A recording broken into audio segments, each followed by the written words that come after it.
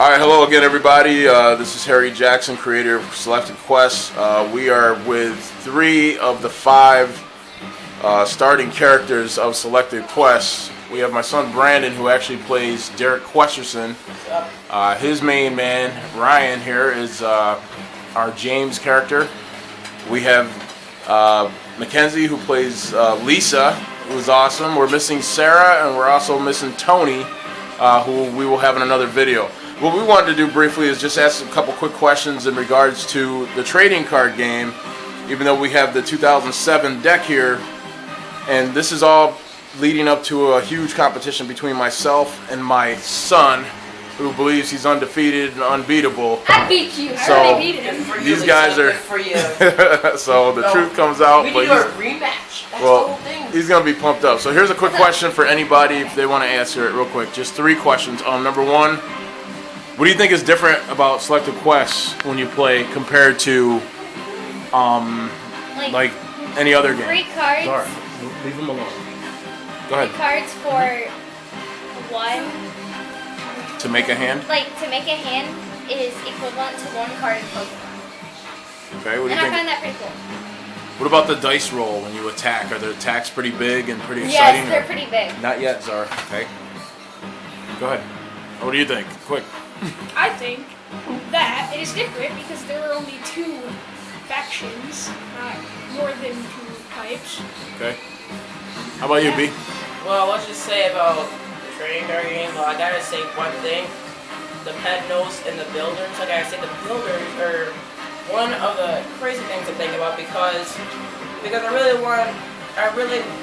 can just imagine getting those on the first try of summoning your first Petno.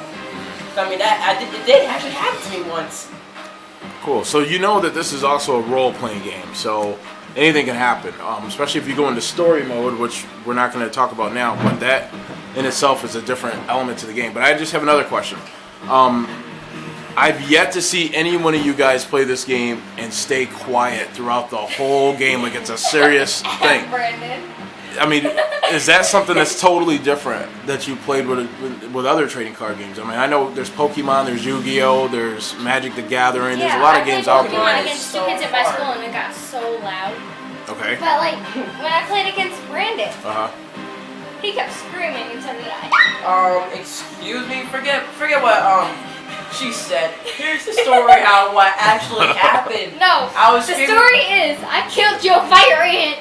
Yeah. Ironically, in the book, these 2 go at it a lot anyway in the second book, so it's kind of weird that all this is coming together. I can see why you made that book. James's character, he actually is more or less a bodyguard to Derrick. He makes sure almost everything is in good shape with Derrick at all times. That's just how they are with friendship. But all 5 of them are really the closest friends they've ever been. But here's a third question. With regular trading card games, as we said before, it gets a little crazy. There's one element to this that makes a huge difference with this deck, with the decks, and that's getting a summons. Sometimes you need a summons, and sometimes you're thinking to yourself, man, we just had a summons. What is the coolest feeling that you would say about getting a summons when you need it? Like, okay, well, one thing for my strategy when I'm a dark, I have little dice. I see my best attack, and then keep tapping it, and then cry out summons. Come on, dark, summons. And when someone gets that summons, I gotta make sure that my Petno will actually get that builder. And if he doesn't, I'm gonna give my lowest, my weakest Petno that 50 points to add. What about you? Ryan? When it comes to summonsing, because sometimes you need it, and then sometimes it just seems like it happens and you don't need it, or you get cards that you can't even use, and you're like, oh man. So what do you think about that? I know when these 2 played against each other, she was down to 1 Petno that had like 100 health left, and she got another Petno when there was a summons. Yep. She was kept in the game. And it just saved the day, right? Yeah. What about? We're waiting for your answer. Go ahead. Well, Brandon, I got so many summons that I had a Komodo dragon and it killed the fire ant.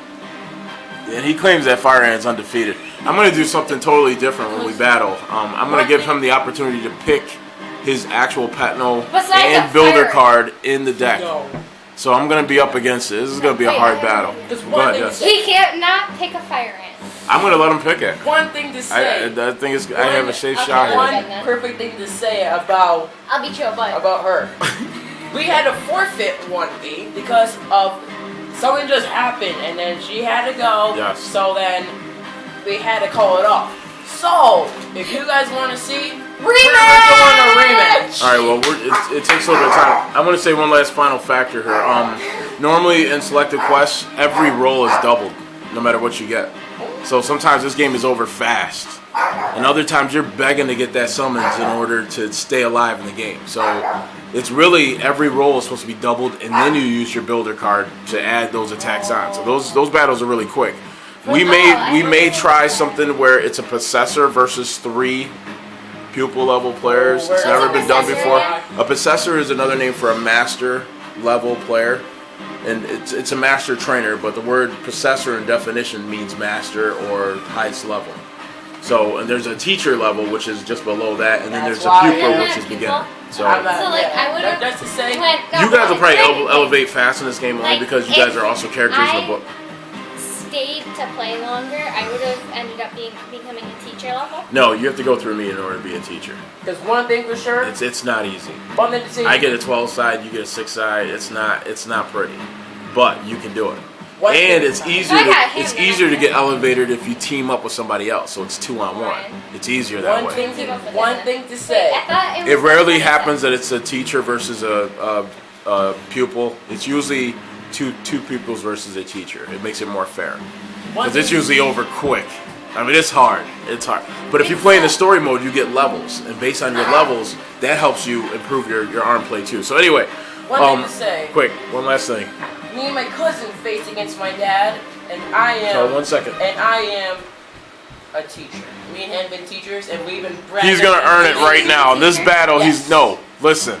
On the record, it was you and Ivan. You guys are 2 pupils, and I let you guys elevate. But really, this is going to be the proof today because you bragged about it all this time. You talked all this stuff.